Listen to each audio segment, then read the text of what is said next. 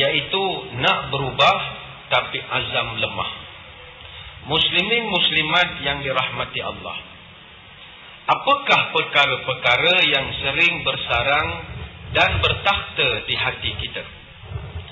Adakah semangat, kesedaran dan kejituan perjuangan hidup memenuhi ruang di dalam hati kita? Atau kita masih memiliki hati yang lara, menanti bulan jatuh ke riba, sedangkan orang di sekeliling sudah berlari, kita masih terhegeh-hegeh tidak ketahuan punca. Justru saudara, tajuk ini amat mustahak, kerana kehidupan kita sebagai manusia ada pesona dan ada dramanya yang tersendiri. Manusia yang berperwatakan optimis, dia akan bertarung mati-matian sampai nasibnya yang buntung menjadi untung. Itu sebab kalau tengok ada satu lagu filem Bujang Lapuk tahun 57 tayang Sofia sama Haji Satas, tapi lagu tu Piramli. Dia kata lagu tu bahagia takkan datang sendiri jika manusia tiada jari, katanya. Kalau lagu tu dari awal tu fahamlah, saya baca matan pendek sajalah, tonton balik Google lagi lagu itu. Bahagia takkan datang sendiri jika manusia tiada jari. Maknanya kehidupan sebagai manusia tidak pernah lepas dan lupus daripada azab sengsara. Kebahagiaan akan datang dengan syarat kita sendiri yang mencarinya. Kalau dibiarkan, maka sampai bila-bilalah kita akan terpuruk dan terburuk dalam kehidupan. Maka untuk berubah ini, kita memerlukan kepada suatu amalan yang dia panggil sebagai keazaman. Keazaman ini, inilah yang kita nak bincangkan. Kalau berdasarkan maksud, keazaman ini bererti kemahuan atau keinginan yang sangat kuat. Bak kata orang putih, determination. Determination itu yang menjadikan kita ini baik daripada sebelumnya. Dalam bahasa orang Melayu dulu, dia panggil bulat tekad. Bulat tekad. Maknanya dia betul-betul memiliki determinasi nak melakukan hal tersebut. Kalimat azam yang kita sering dengar, dia asal daripada bahasa Arab, iaitu al-azmu. Apa makna al-azmu? Al-azmu bermakna al-iradatul qawiyah, kehendak yang melampau-lampau. Kita nak kepada benda itu, tetapi bukan dengan angan-angan. Dia ada strategi dan perancangan. Orang yang kuat berazam, kita panggil azim.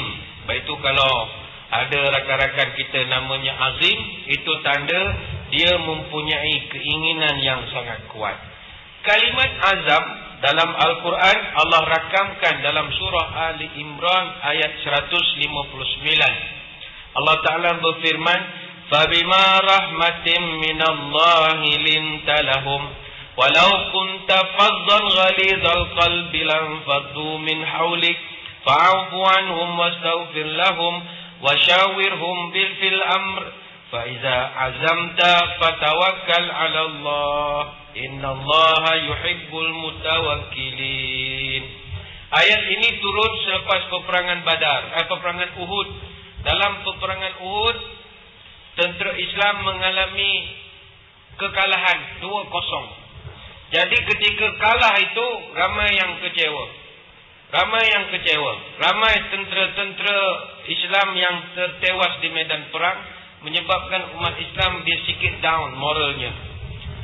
Nabi ketika kekalahan itu berlaku, antara orang yang Nabi marah adalah golongan muda. Sebab Nabi sudah berpesan, orang muda nanti kalau pasukan pemanah jangan turun, duduk di situ. Mereka degil. Bila nampak harta yang banyak, mereka pun turun beramai-ramai. Kemudiannya Nabi juga pernah mencadangkan, peperangan Uhud ini lebih baik kita lakukan di Madinah. Tunggu saja tentera datang, kita serang. Orang muda membantah. Mereka kata, ya Rasulullah, kita orang muda ramai. Apa kata belum sempat orang kufar Quraisy datang, kita serang mereka dahulu. Jadi Nabi ikut pendapat mereka. Dalam peperangan itu ditakdirkan tewas. Dalam peperangan itu bapa saudara Nabi juga telah meninggal dunia, dibunuh dengan cara yang sangat hina oleh Hindun binti Utbah. Bila sudah kalah, Nabi hampir-hampir tidak mahu memaafkan orang muda. Tetapi turun ayat ini, surah Ali Imran 159. Allah Ta'ala menasihatkan kepada Nabi, "Fabima rahmatin minallahi linta lahum." Dengan rahmat akulah wahai Muhammad, hati kamu akan jadi lembut kepada anak-anak muda itu.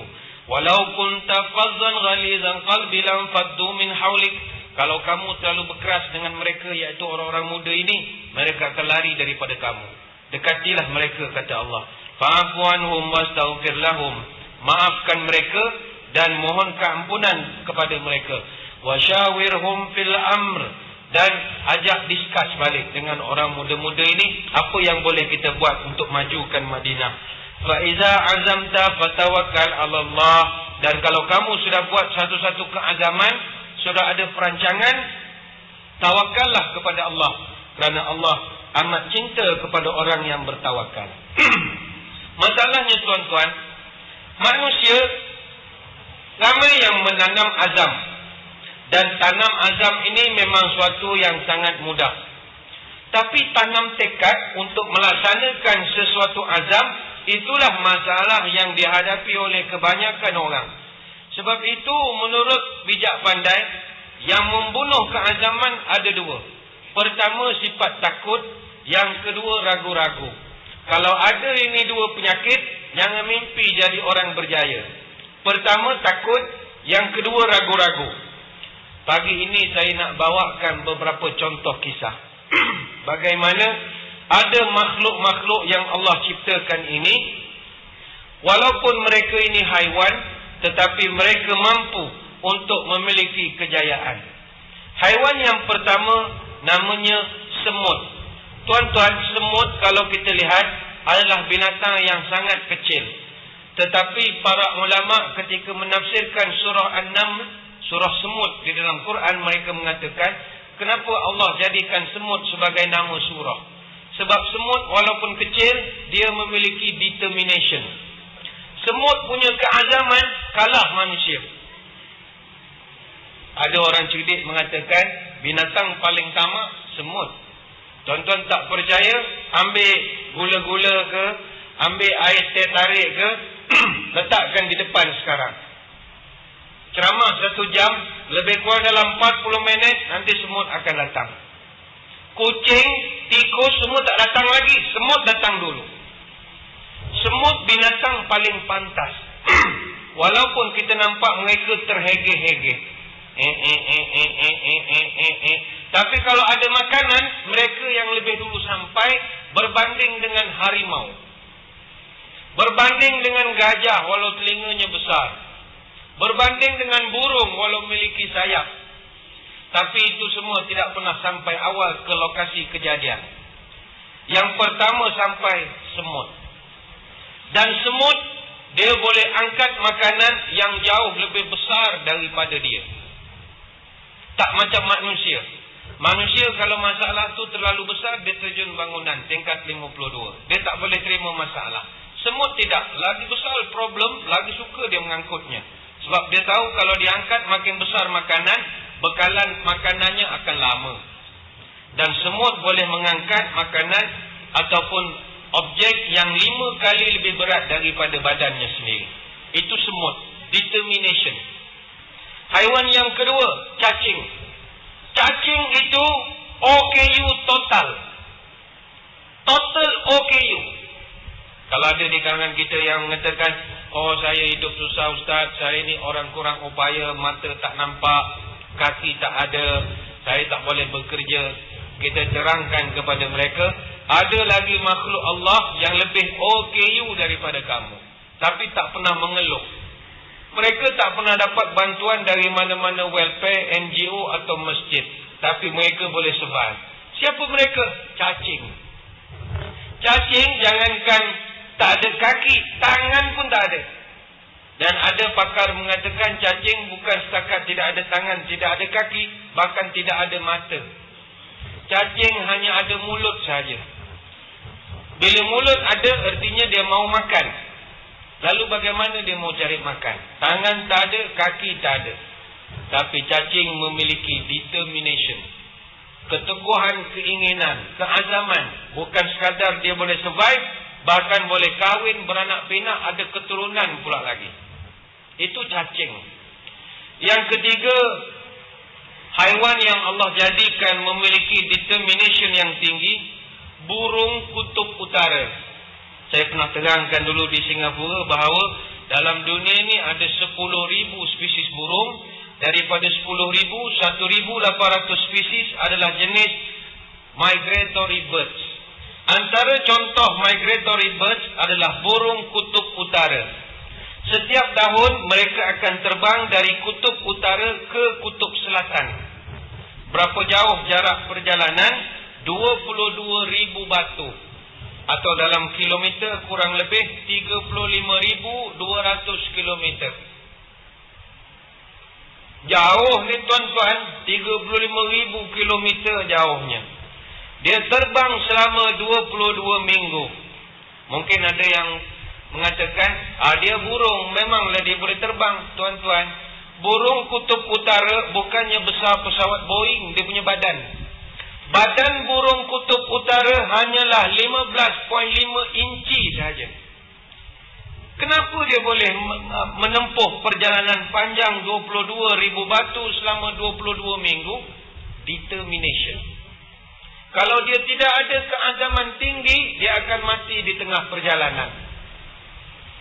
Apa lagi contoh haiwan-haiwan yang memiliki determination? Ikan salmon. Oh, ramai suka salmon steak, salmon macam-macam. Pernah kaji apa itu ikan salmon? Orang panggil king salmon. Raja Sulaiman punya ikan. Ikan salmon ini Allah Ta'ala buat keistimewaan. Dia boleh hidup di dua laut, di dua alam. Satu laut masin, satu di sungai. Dia boleh hidup. Dan istimewanya ikan salmon, isinya boleh dimakan begitu saja. Kalau tuan-tuan pergi kedai ikan, nampak salmon, potong terus makan. Tak ada masalah, sedap. Sushi semua salmon semua. Salmon ini kenapa begitu istimewa? Sebab mereka akan hidup di tengah lautan selama tempoh yang tertentu. Dia duduk di tengah laut. Setelah dia puas berenang di lautan, dia akan balik ke semula ke habitat asalnya, iaitu di hulu sungai. Itu perangai ikan salmon. Yang selalu terperangkap itu ikan yang tak sempat balik atau tidak ikut jadual penerbangan. Itu yang kena tangkap sama nelayan. Dia mesti selepas duduk laut, dia akan balik semula ke sungai.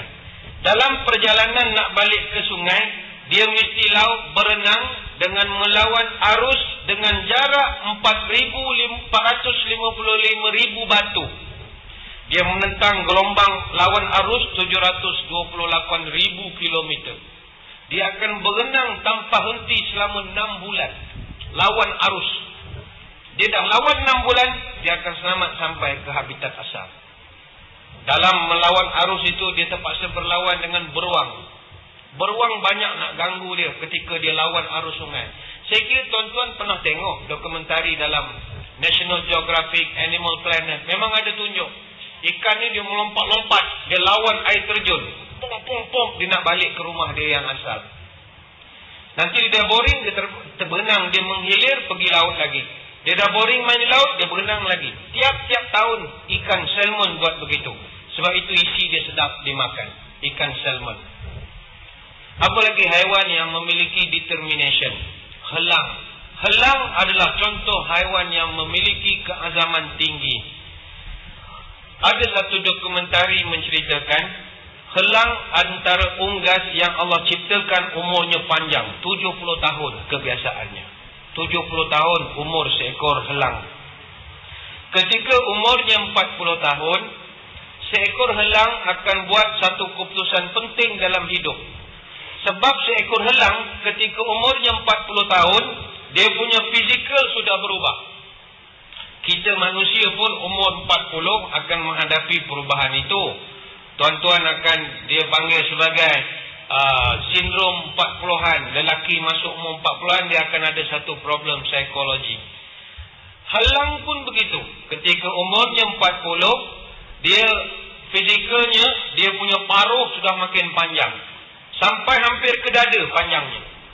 Dia punya kuku cakar-cakarnya sudah keras dan tua. Tak boleh guna lagi. Kalau dia nak attack ikan, dah tak boleh lagi. Dia punya sayap dah berat kerana bulu-bulu badan makin tebal. Jadi apa dia buat? Ketika umurnya 40 tahun, helang akan menyembunyikan diri. Dia akan duduk di tepi-tepi gunung, jauh daripada tamadun. Dia akan bertapa di situ untuk melakukan transformasi pada diri dia. Pertama yang dia buat ialah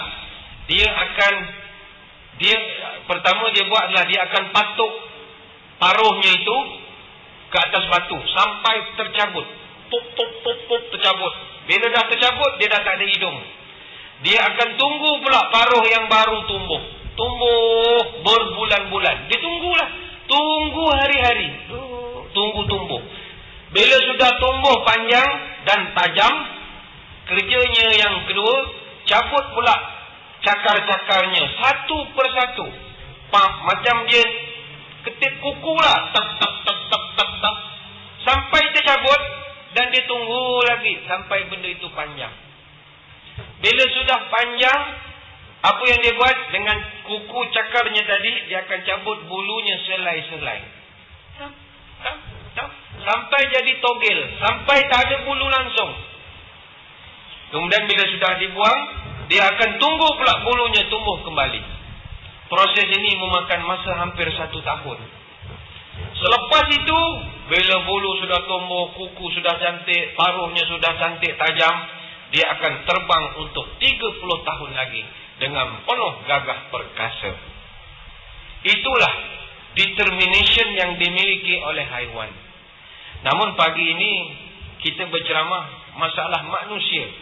Sebab manusia antara masalah utamanya adalah dia memiliki keazaman, tetapi sekeliling dia yang sering mencabar.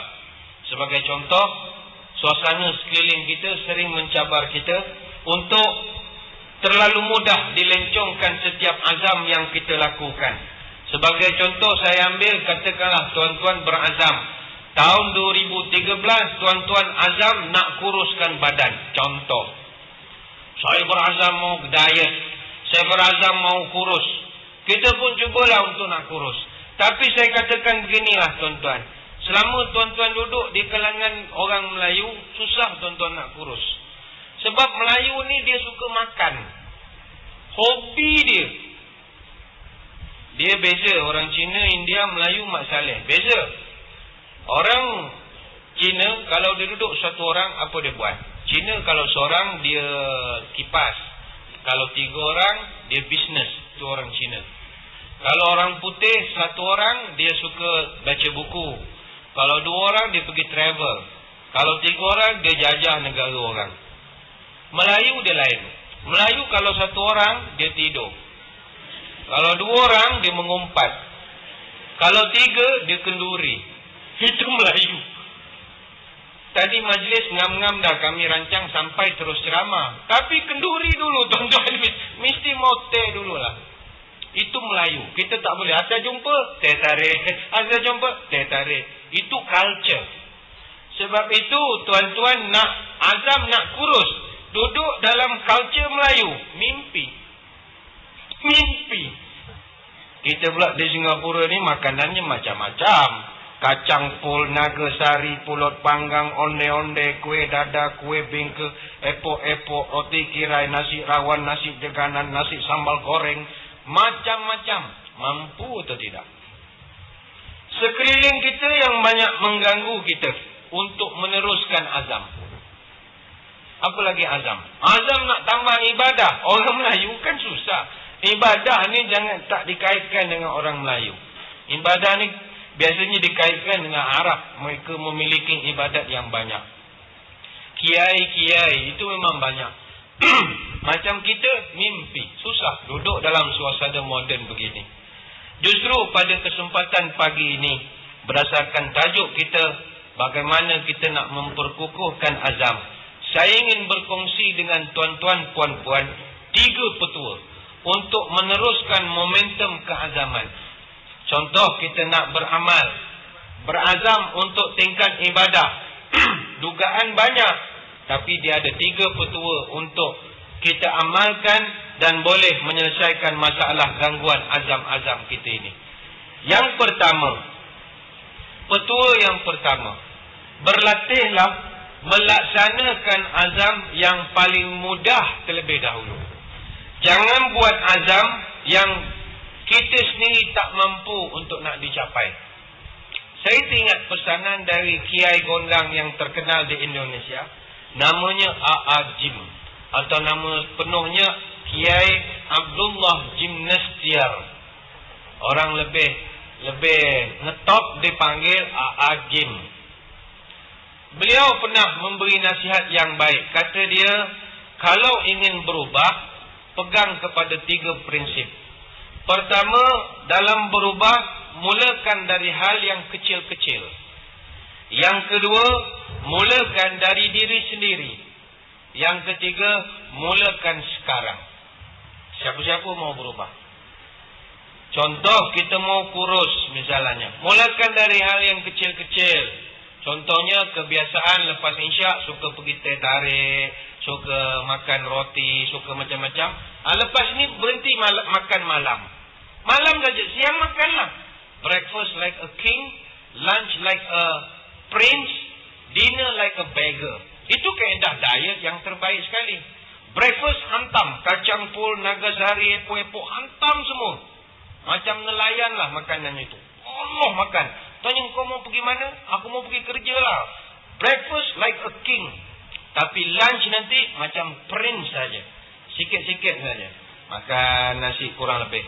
Malam lagi sikit. Dia jadi macam beggar. Meminta sedekah. Akan dia kecil-kecil saja. Ada orang terus diet. Masuk saja nak diet, terus pergi jogging pusing Singapura. Nanti mati sakit jantung. Awak kolesterol banyak. Tak boleh. Saluran darah sempit. Sikit-sikit, slow-slow. Dari hal yang kecil-kecil. Yang kedua, kata Abdullah Jim Nastiar, mulakan dari diri sendiri. Jangan sibuk nak ubah orang lain. Ubah orang lain ini phase yang kedua. Phase pertama, kita dulu perlu ditransformkan. Baru diubah orang lain. Dan yang ketiga, kata beliau, mulakan sekarang. Kalau mau kurus, mulakan sekarang. Bukan 2013. Kalau ditunda-tunda nanti jadi 2014, 2016, 2017. Tak boleh tunda. Mesti mulakan sekarang. Kalau bagi saya bukan sekarang, now. Sekarang tu lambat. Sekarang. 3 perkataan. Lambat sangatlah. Sekarang. Kita mulakan now. Itu baru betul. Mana kepada orang yang dalam poketnya sekarang ada coklat, ada apa, chewing gum apa. Buangkan. Now. Jangan ada lagi. Mana-mana ni buang lu. Mesti mulakan sekarang. Justru itu tuan-tuan, mulakanlah sesuatu azam itu daripada yang kecil dan yang mudah-mudah dahulu. Barulah kita pergi yang lebih besar. Sebagai contoh, kita nak ikut sunnah Nabi. Sunnah Nabi ini ada ribuan sunnah Nabi. Kahwin ramai sunnah. Pakai jubah sunnah. Pakai celak sunnah. Ada janggut sunnah. Macam-macam sunnah. Tapi kalau nak buat semua, tak terbuat. Justru itu ulama ada yang rajin buat kajian. Daripada ratusan ribuan sunnah Nabi, mana yang paling sewajarnya tidak ditinggalkan. Itu yang ulama lepas mereka kaji-kaji dan kumpul, ada 7 sunnah Nabi yang terbesar sekali. Yang walau semalas bagaimanapun kita elok buat. Dia kecil saja tetapi sangat memberi kesan. Pertama, kata ulama, sunnah Nabi yang jangan ditinggalkan langsung adalah tahajud. Ini nombor 1. Tahajud. Nabi tidak tinggalkan tahajud. Yang kedua, tidak tinggalkan solat subuh jamaah. Solat subuh jamaah. Solat jamaah itu bagus, tapi kalau boleh jangan tinggal subuh jamaah. Yang ketiga, sentiasa berwudu. Itu sifat Nabi. Sentiasa berwudu. Kan simple, tapi ini yang nak kita lakukan. Sentiasa berwudu. Yang keempat, beristighfar setiap masa dan keadaan. Astagfirullah, astagfirullah, astagfirullah. 100 kali, kadang 70 kali, kadang 30 kali. Terpulanglah kadar kekuatan kita. Yang kelima, bersedekah setiap hari. Walaupun 10 sen, 5 sen, mesti mau sedekah tiap-tiap hari. Yang keenam, menjaga salat duha. Itu sunnah Nabi, salat duha. Yang ketujuh, membaca Al-Quran setiap hari sebelum terbitnya matahari. Yakni berpagi-pagi membaca Quran. Wah, kalau 7 ini boleh buat, kita sudah ikut sunnah Nabi yang terhebat. Tapi kita kan nak ikut sunnah Nabi yang terlalu besar. Poligami misalnya, itu besar itu tuan-tuan. Buat yang kecil-kecil dulu. La ilaha illallah. Poligami itu kan besar, boleh, memang sunnah. Tapi ada lagi yang kecil-kecil ini, yang kalau konsisten dilakukan, pahalanya sangat besar.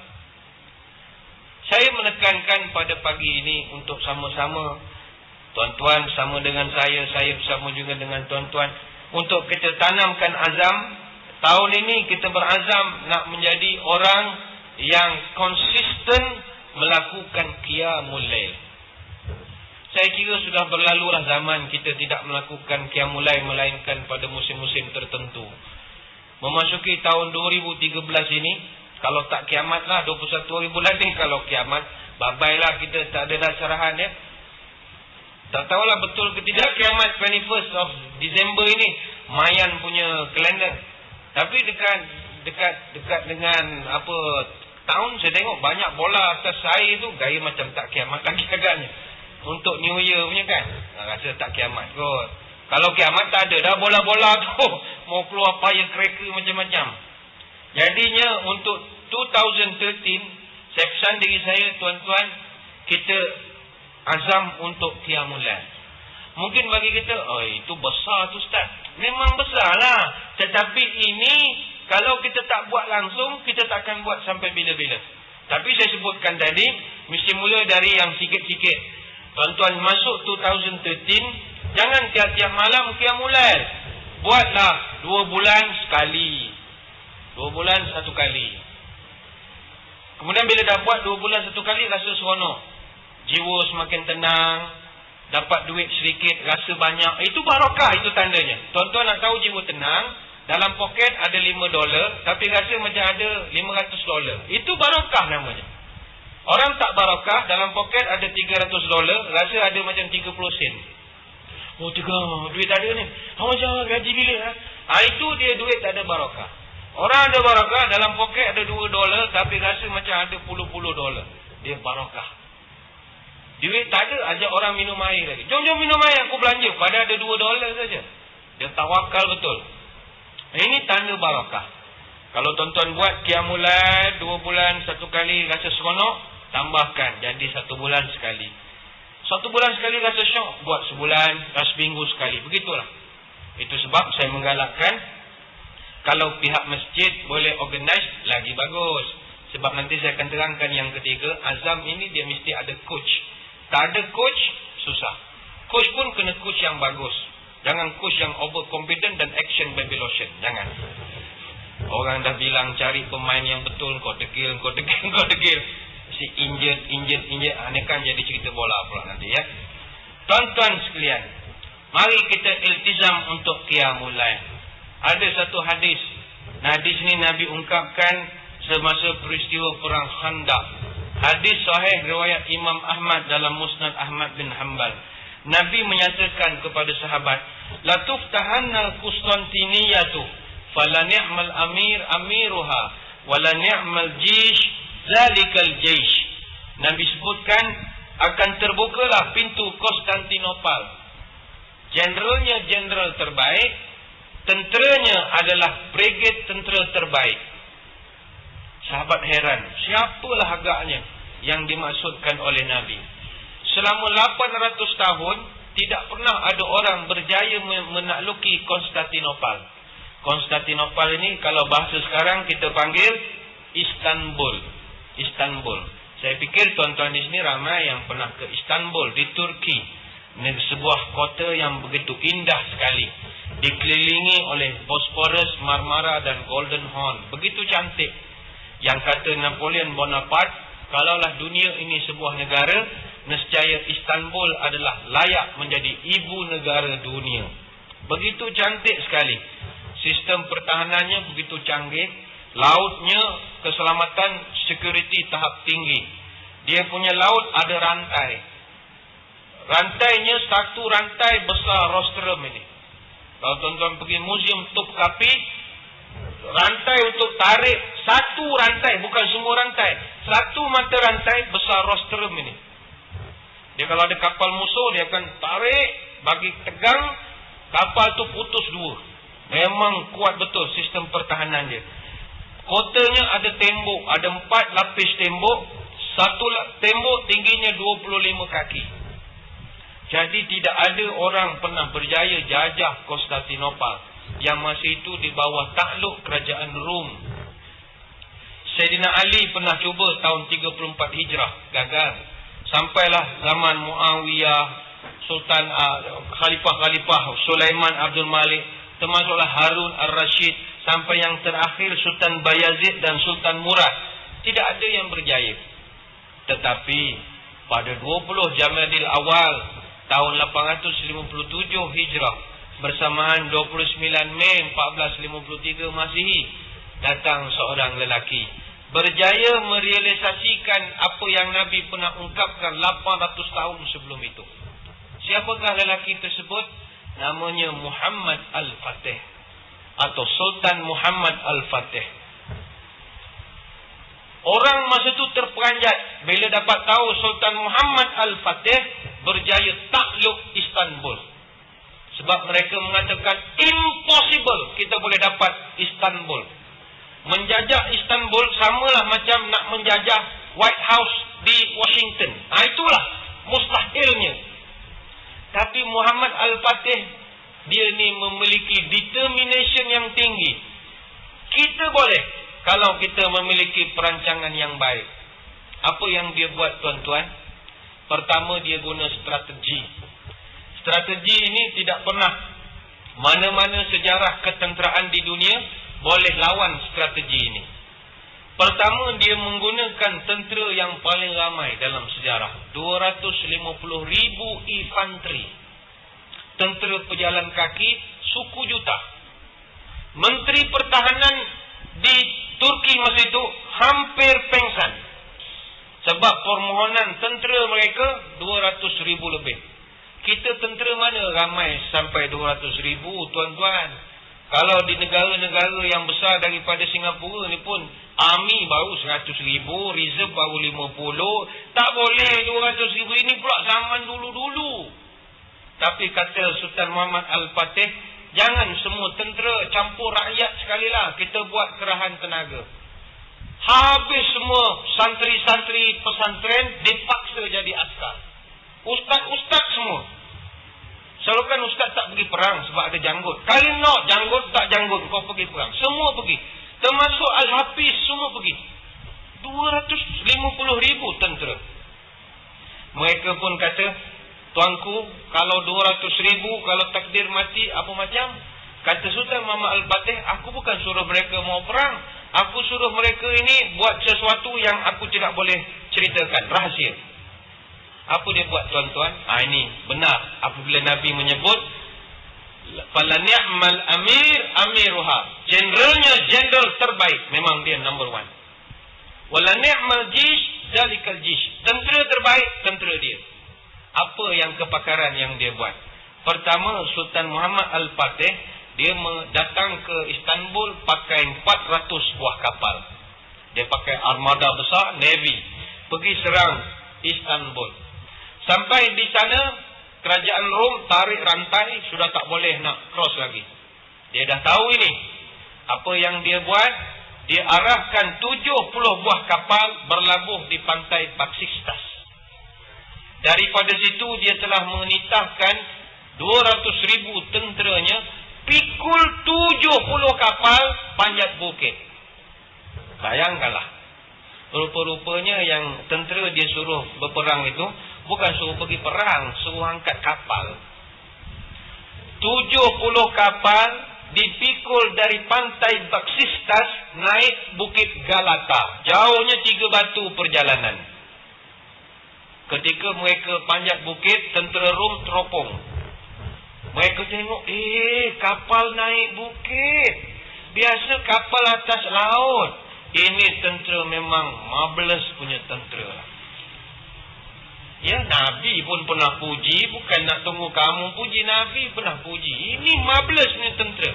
Orang kapal Navy atas air, dia boleh army bawa naik darat. Infanteri boleh pikul pula naik kapal lagi. Ini Bukit Galata bukan tinggi bukit kita, tuan-tuan. Bukit apa masjid kita ini tak tinggi bukitnya.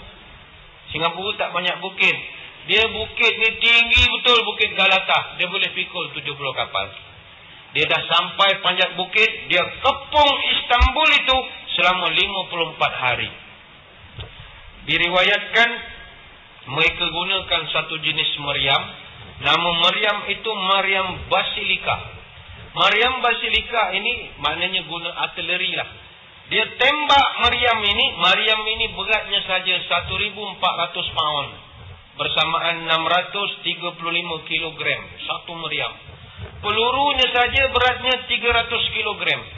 Untuk nak masuk peluru 2 jam. Dia masuk peluru, bila dia tembak, dia boleh tembak sampai 3 kilometer. Bunyinya boleh dengar sampai 20 kilometer. Satu hari mereka hantam 10 das. Bang, bung, bang, bung, bang, bung. Dan dikatakan meriam Basilika itu katanya dibina dan dicipta di Melaka ketika zaman Kesultanan Melayu Melaka. Itu tak sahih, bid'ah, dalalah ke apa saya tak tahulah. Tapi adalah tumpang semangkuk sejarah Kesultanan Melayu Melaka. Adalah sikit-sikit di situ. Mungkin bagi tuan-tuan yang terlibat dengan pasukan keselamatan akan menyatakan, wah, memang betul lah dia boleh berjaya, Ustaz. Kalau macam tu dia punya strategi, dia boleh berjaya. Tuan-tuan, sebenarnya para pakar-pakar sejarah mengatakan Muhammad Al-Fatih berjaya bukan sebab strategi. Dia berjaya sebab dia buat satu hal yang bagi kita sangat kecil, tapi besar di sisi Allah. Apakah perkara itu? Dia tidak pernah meninggalkan ibadah sunat. Ketika dia masuk ke dalam Golden Horn, tanduk emas dekat Istanbul, dia tukar gereja jadi masjid. Dia telah beritahu, ayo kita solat Jumaat. Lalu dia pun panggil dia punya pegawai chaplain dia. Chaplain ni macam pegawai agama lah. Chaplain orang panggil. Okay, Ustaz Chaplain, kau tolong tanya ini tentera, siapa layak jadi imam? Kau tanya ni soalan. Dia ada set soalan lah. Jadi yang Ustaz Chaplain ni pun tanyalah, wahai tentera sekalian, siapa di antara kamu daripada lahir daripada balik sampailah hari ini tak pernah tinggal solat fardu? Siapa pernah tinggal solat fardu, sila duduk. Sebab semua tentera berdiri. 200,000 tentera Sultan Muhammad Al-Fatih, tidak ada yang duduk. Artinya yang datang tu semua tak pernah tinggal sembahyang. Nampak? Tak pernah tinggal sembahyang. Kapten Chaplain ni pun beritahu, tuanku, ni semua berdiri apa macam? Next question. Okey, tanya. Soalan nombor 2. Siapa di antara kamu daripada balik sampai sekarang tidak pernah tinggal solat sunat rawatib? Suku daripada mereka duduk. Maknanya ada yang tinggal solat rawatib. Rawatib ini solat sunat sebelum dan selepas fardu. Untuk solat tertentu. Macam asar tidak ada selepas, dia ada sebelum. Dia ada ba'diyah qabliyah. Kita tak ramai yang konsisten amalkan, tapi tentera Muhammad Al-Fatih konsisten melakukan sunat rawatib. Kecil saja. Yang ketiga, dia tanya, siapa di antara kamu sejak balik sampai sekarang tidak pernah meninggalkan tahajud dan qiyamul lail? Ada separuh duduk, separuh berdiri. Termasuk yang berdiri siapa? Sultan Muhammad Al-Fatih. Rupa-rupanya antara faktor dia berjaya menakluki Konstantinopel, tidak pernah tinggal solat tahajud. Itu sebab, ayo kita jadikan solat tahajud dan qiyamul lail agenda keazaman kita tahun 2013 mudah-mudahan. Ini yang pertama. Mulakan dari hal kecil-kecil. Jangan sibuk fikir yang terlalu besar. Bagaimana Palestin, bagaimana umat Islam di seluruh dunia. Ambo jauh sangat. Kau fikir anak engkau dululah. Kau fikir yang kecil-kecil ni dulu. Ni siang malam yang Palestin. Tak salah. Oh ya Palestin. Anak engkau pergi mana? Aku pun tak tahulah mana dia pergi. Dah pukul berapa? Tak pula Allah Ta'ala jaga anak aku. Apa benda? Kau jagalah diri kau dulu. Palestin. Tidak salah. Tapi start daripada diri kita dulu. Yang kecil-kecil, nanti dia akan pergi yang lebih besar. Yang kedua, petua untuk nak berazam dan berhasil. Buatlah sesuatu azam itu satu demi satu. Jangan kejar untuk cuba melaksanakan terlalu banyak keazaman dalam satu-satu masa. Kalau azam nak kurus saja. Janganlah azam, aku tahun depan aku nak kurus, hidung mancung, kulit putih, rambut tak gugur. Banyak sangatlah, sikit-sikit cukuplah. Nak kurus, kita kurus dulu. Jogging, perut kasih turun, jangan makan banyak sangat telur kuning. Macam-macam, kontrol dululah. Ini nak putih lah, nak kurus lah, nak mancung lah, macam-macam. Tak boleh. Buatkan satu-satu. Ambil masa dan lakukan perlahan-lahan. Setelah berjaya lakukan satu, beralih pula pada yang satu lagi. Ada satu pesan orang putih, wisdom, word of wisdom. Dia mengatakan, if plan A doesn't work, the alphabet has 25 more letters. Kita kan hidup selalu buat plan A, plan B. Kalau plan A tak jadi, don't worry. Dalam alfabet ada 26. Tak boleh A, kita buat B. Tak boleh B, C. C, D, E, sampai Z ataupun C. Sebab itu kalau alfabet ni, the Arabic got 28 and the Japanese got 204 alphabets. Sebab itu orang Jepun dia banyak plan. Sebab dia ada 204 plan. Kita yang guna Roman ini 26 saja. Okey, kau ada plan. Aku plan A begini, plan B begini, plan C begini. Baru 26. Arab 28. Jepun 204. Jepun ni dia punya alfabet ada 3. Kanji, hiragana, katakana. 3. Kalau yang hiragana, katakana itu kombinasi antara konsonan dengan dia punya vowel. Maknanya kalau sebutannya ta, te, ti, to, tu, sa, se, si, so, tu. Dia macam tu sajalah. Dia lebih kurang do, re, mi, fa, sol, la, ti, do. Itu sebab Jepun maju. Dia punya huruf saja ada 200 lebih. Kan Jepun maju. Kaizen, 5S. 5S apa? Seiri, seiton, seikon, apa semua itu ya. Kalau diterjemah Melayu apa? Sisi, sapu, susun, sorok, sepak semula. Macam-macam lah. Lebih kurang dia punya susunan. Itu sebab tuan-tuan, jangan kita berasa gundah gulana. Always away. Kalau ada masalah, jalan, nanti Tuhan tunjukkan jalan. Bila sebut tentang alfabet ini, saya ingin beri teka-teki kepada tuan-tuan. Apakah full sentence, ayat yang paling lengkap, yang paling popular, yang mana dalam ayat itu ada all 26 alphabets dalam satu sentence, yang paling complete 26 alphabets. Mana kita tahu alfabet ada 26, A, B, C, D, E sampai Z. Apakah sentence yang bila kita baca dia ada all 26 alphabets? Sentence ini adalah sentence atau ayat yang sangat terkenal. Sebab kalau dalam komputer, dalam BlackBerry, dalam iPhone, dalam telefon kita jumpa perkataan itu. Ayat tersebut adalah the quick brown fox jumps over the lazy dog. Itu ada semua A sampai Z. Saya bacakan semula, kok ada yang nak hafal. The quick brown fox jumps over the lazy dog. Apa terjemahannya ya? Fox ni apa? Musang ya? Musang berwarna coklat yang pantas itu telah melompat di atas anjing yang malas. Tapi bahasa Melayu tak komplit lah alfabetnya. Kalau Inggeris, the quick brown fox jumps over the lazy dog. Komplit 26 alphabets. Dalam telefon kita ada. Kalau tuan-tuan nak pilih font kan, nanti dia akan tulis, dia akan tukar-tukarkan. Baik. Ada satu kisah zaman dahulu. Ada seorang tuan buat jam. Ni cerita di Swiss. Dia buat jam. Handmade. Dia buat jam. Ketika dia membuat jam, dia bertanya kepada jam itu. Ni cerita dongeng lah. Wahai jam, mampukah kamu berdetik selama 31.104.000 kali setahun? Jam yang kecil itu menangis. Tuan sudah gila ke? Saya ini bukannya besar. Saya ini kecil aja. Tengok jarum saya ramping-ramping begini. Bagaimana saya mau berdetik 31.104.000 kali setahun? Mati saya, Tuan. Bengkok saya ini macam. Dia takut. Tuan ni pun orang pandai psikologi. Okeylah.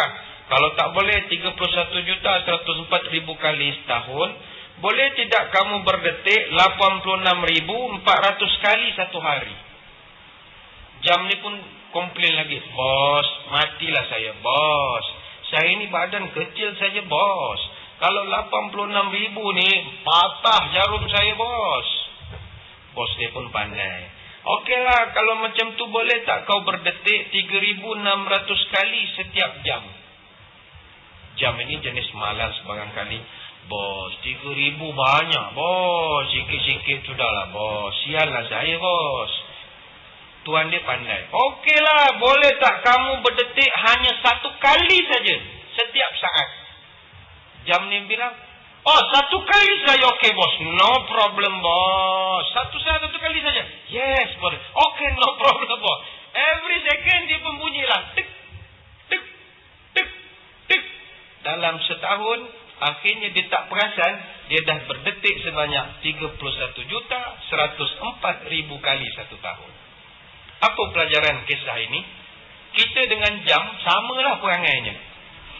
Bila diberi sesuatu, oh banyak tu, tak boleh buat, gila. Apa nenek-nenek? No. Kita buat tu sikit-sikit, lama-lama jadi bukit. Saya kasih contoh khatam Quran. Ramai orang bila kita tanya, kau khatam Quran belum? Saya sudah khatam umur 13 tahun dulu. Awak bila khatam Quran? Lelas saya khatam Quran Ramadan. Percaya tidak? Ada orang boleh khatam tiap-tiap bulan. Para ulama, mereka boleh khatam tiap-tiap bulan. Kita mungkin khatam bulan Ramadan. Tapi Imam Syafi'i, Ramadan dia khatam sampai 5-60 kali khatam. Justru macam mana kita nak rasakan supaya Quran ini boleh kita khatamkan? Dia ada tips. Dia macam jam tadi jugalah. Dia begini, saya kasih tips tuan-tuan. Al-Quran, dia ada 604 halaman yang terdiri daripada 302 helai. Kalau kita bahagikan dengan 30, maka akan menjadi 20 halaman ataupun 10 helai sehari. Ini bererti selepas selesai solat fardu, baca 2 helai saja. Siapa baca 2 helai, kalau 5 kali solat fardu, dia telah baca 10 helai. Maka jika ini dijadikan amalan konsisten, insya-Allah kita akan khatam Al-Quran setiap akhir bulan. Kan simple. Kalau orang suruh khatam Al-Quran, kau gila, kelihatan tak ada kerja lain ke? Sebab baca dengan banyak. Baca sikit-sikit. Habis semayang subuh pagi tadi 2 helai. Alah, 2 helai berapa ayat? Sangat 20 ayat. 10 tutup Quran. Baca 2 muka, minta surga Firdaus. Ni tak ada malu punya muka. Minta macam-macam, baca 2 ayat saja, 20 ayat saja. Nanti zuhur tengah hari, lepas semayang, ambil Quran, baca saja 2 muka surat, tutup. Lepas asar baca. Konsisten. 5 waktu satu hari, 2 muka surat. Dalam sebulan, kita akan khatam. Sebab itu ini saya bagi tips yang pertama. Kalau tuan-tuan target nak khatam Al-Quran 1 kali sebulan, lepas solat 5 waktu, bacalah sebanyak 2 helai. Bersamaan juga 4 halaman. Jika cara mengaji kita itu standard, yang memakan masa 5 hingga 7 minit sahaja. Dengan sistem ini, kita boleh selesaikan 1 juzuk tiap hari. Kerana 1 juzuk itu kebiasaannya 10 helai. Maka kalau dibagi 5, kita akan tamat 1 juzuk. Baik, itu kalau once a month. Boleh tidak tuan-tuan khatam Al-Quran 2 kali 1 bulan? Boleh. Caranya sama macam tips yang pertama saya terangkan tadi. Hanya jumlah bacaannya kita tingkatkan menjadi 4 helai. Waktu yang kita ambil saya kira lebih kurang 15 sampai 20 minit sahaja. Boleh juga kita guna satu cara, iaitu setiap selepas solat subuh baca 1 juzuk. Ini agak level tinggi sikit lah. Lepas sembahyang subuh baca 1 juzuk Al-Quran. Ataupun kita boleh guna tip tadi 2 helai per solat wajib. Waktu buat 1 juzuk ini kebiasaannya orang yang pantas baca boleh buat 1 jam. Jadi kalau dapat konsisten begini, insya-Allah dia akan dapat juga. Mana subuh buat 1 juzuk, yang waktu lain buat 2 muka, 2 halaman, 2 halaman, 2 halaman. Dalam sebulan pun dia boleh khatam 2 kali 1 bulan. Ataupun tuan-tuan nak target khatam 3 kali sebulan. Boleh atau tidak?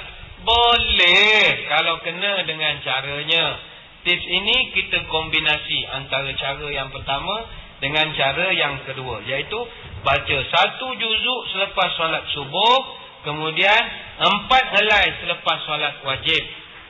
Ataupun 1 juzuk lepas sembahyang subuh, 2 helai tiap solat wajib, dan 1 juzuk lagi tambah lepas isyak. Agak berat. Tapi kalau konsisten 1 bulan khatam 3 kali. Wah, ini tahap tok lebay ni. Ni lebay punya level ni. Sebulan 3 kali. Kepada kaum ibu mungkin akan frust. Aduh mak, kita ustaz tak boleh lah nak khatam banyak-banyak. Untuk orang perempuan yang ada masalah bulanan, masalah biologi orang perempuan, dia akan terpotong 7 sampai 10 hari. Maka bacaan Al-Quran mungkin cuma 23 atau 20 hari. Untuk dapatkan 30 halaman satu hari, maka bacalah 6 halaman setiap kali sebelum atau selesai solat fardu. Kalau puan-puan dapat buat konsisten 6 helai sebelum dan selepas sembahyang fardu, puan-puan boleh dapat juga khatam sebulan sekali, walaupun kita hilang 7 atau 10 hari yang tak boleh baca Quran. There's a will, there's a way lah. Kalau nak ada cara je, tapi jangan ikut macam perangai jam tu tadilah. Terus nak khatam terus. Tak, buat sikit, lama-lama jadi bukit. Itu yang kedua. Yang ketiga, ini saya sebut, sila pantau segala azam yang kita laksanakan dan jangan take for granted azam kita tadi. Kita berazam nak misalnya melakukan qiyamul-lail, mesti ada seorang jurulatih yang kontrol kita. Macam masjid, dia ada para pegawai masjid minta imam. Sebab itu ramai orang hari ini dia ada personal file record medicalnya di hospital, di klinik. Tapi untuk rohani dia, siapa pegang dia punya file? Mana ada? Rekod-rekod kita tak ada orang pegang. Sebab itu Imam Hasan Al-Banna, anak-anak dia semua ada personal file dia buat sendiri. Dia Hasan Al-Banna, menurut anaknya, dia ni ayah yang jarang ada rumah. Dia selalu kerja luar. Tapi dia tahu perangai anak-anak dia. Sebab balik tukang report ada kan, isteri dia. Abang, kita punya anak hari ni mandi maghrib lambat, dalam pukul 8 bawa mandi, awak nasihat anak awak. Okey, diangguk saja. Dia akan ambil report itu, dia akan tulis dalam file. Kata anak dia, walaupun ayah saya tak pernah ada masa nak marah saya apa semua, tapi ketika kami dewasa, kami nak berumah tangga, dia akan serahkan file kepada kami. Kami baca balik, tengok segala report card yang dia dah buat. Macam kan kita dulu dengan mak bapak kita ada buat perangai, misalnya kita nak pergi Legoland misalnya. Bapak duit tak ada, kita pun menangis. Oh, macam orang gila. Satu bangunan semua dengar. Oh, menjerit. Bapak kita tak marah tapi dia buat notes. Nanti kita dah besar dia akan tunjuk. Anakku pada tanggal 19 hari bulan Disember, dia telah menangis macam orang gila. Hanya kerana aku tak bawa ke Legoland. Wahai anakku, andai kata kau dewasa dan membaca nota ayahmu ini, hentikanlah perangai burukmu itu. Ayah tak suka anak berganai, tapi ayah tak mau marah. Dia tulis macam diary betul. Jadi anaknya bila dapat, nangis anak dia. Kata bapak aku diingat lagi aku. Itu jarang orang buat. Tahun 2013, puan-puan, tuan-tuan kena beli file untuk tulis report card anak-anak pula. Pantau balik. Dia buat perangai, tulis. Nanti dia dah kahwin tu. Kalau boleh berapa beli barang untuk dia pun tulis. Nanti hantaran senang kita buat kiraan. Kalau tanya Afzal nak buat mahal hantaran, awak tengok saya rekod semua ada. Klinik berapa tu semua, baju raya semua saya sudah kira semua dah. Resit semua ada lah, stapler semua siap. Jadi anak ni dah besar, kalau dia mau derhaka, ambil file ketuk kepala dia. Kau baca kau punya rekod sekarang. Kau baca kau punya rekod, berapa aku bagi habis duit untuk kau beli mainan semua. Toys R Us tu tulis semua. Biar dia tahu sikit. Sebab itu, setiap perkara mesti ada catatan. Hutang pun dicatatkan. Maka kalau tuan-tuan nak berubah, mesti ada yang pantau kita punya perubahan itu. Mesti ada willpower, kehendak yang kuat untuk berubah. Kalau misalnya kita selama ni bergelumang maksiat, kita nak berubah, azam nak berubah, mesti ada willpower untuk tinggalkan maksiat. Selama ni kita tidak tutup aurat, mesti ada willpower untuk pakai tudung. Selama ni kita tak semayang, mesti ada willpower untuk semayang. Selama ni kita minum bir, willpower tinggalkan bir. Willpower, itulah determination. Pernah dulu ada satu orang, dia taubat, baik. Dia dulu suka minum. Minum dia, orang Islam lah. Dia minum, dia hantam semua. Dia minum, judi pun kuat. Judi pun kuat. Orang panggil apa? Cahaya camis, cepat kaya, cepat miskin. Apa ke? Cahaya camis. Ada satu tempat di Singapura ni namanya Cahaya Camis. Cepat kaya, cepat miskin. Kemudian dia ni suka judi. Suka perempuan. Perempuan dia hantam semua. Asal benti aja dia hantam. Dia tak ada kira punya. Rupa ni no problem. Asal benti aja. Memang womanizer betul. Tapi tiba-tiba dia masuk umur dia 50 lebih, dia stop semua. Tak ada minum, tak ada judi, perempuan semua, dia betul jadi baik. Dia bujang sampai umur 50 lebih. Pergi Mekah, pergi umrah, balik. Kawan dia semua kata macam mana kau boleh berubah? Kawan dia tanya dia, Haji, kau macam mana boleh tinggal minum? Oh, kita minum ni, kita mesti tinggal, kita mesti ada willpower lah. Oh, memang kata kau ni memang hebat betul lah. Orang tanya, kau macam mana boleh tinggal ini, main judi semua, karaoke, judi. Oh, itu kita mesti ada juga willpower. Oh, orang semua angguk lah. Sekali member tanya, kau perempuan macam mana kau boleh tinggal? Kau perempuan tak boleh tinggal, biasanya asal kau boleh tinggal? Oh, itu sebab no power.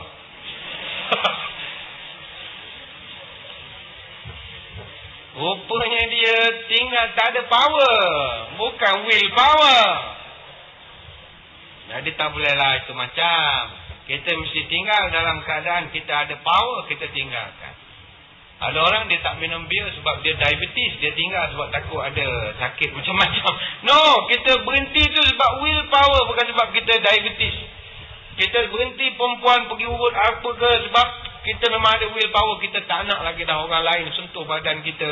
Walaupun berurut di seberang tu memang sedap betul. Tapi dulu kita willpower, tinggalkan kerana Allah.